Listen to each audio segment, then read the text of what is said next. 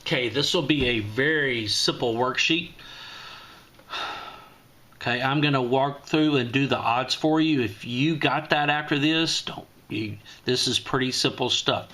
So what we're going to do is we're going to determine whether the graph represents growth or decay, and then state the equation of the asymptote. Okay, so this will be pretty simple. Okay, so right here, notice that this goes up, so we're going to write down growth. Jiminy, spell it right.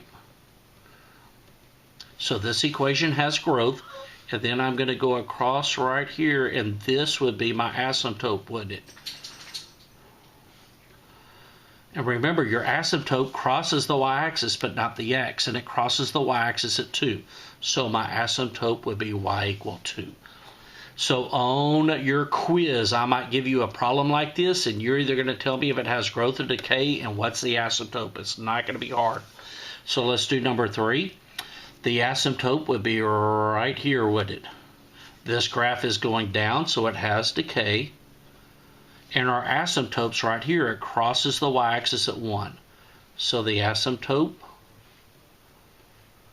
is going to be y equals 1. Pretty simple stuff. This is pretty simple, simple. Do number 2 more with you.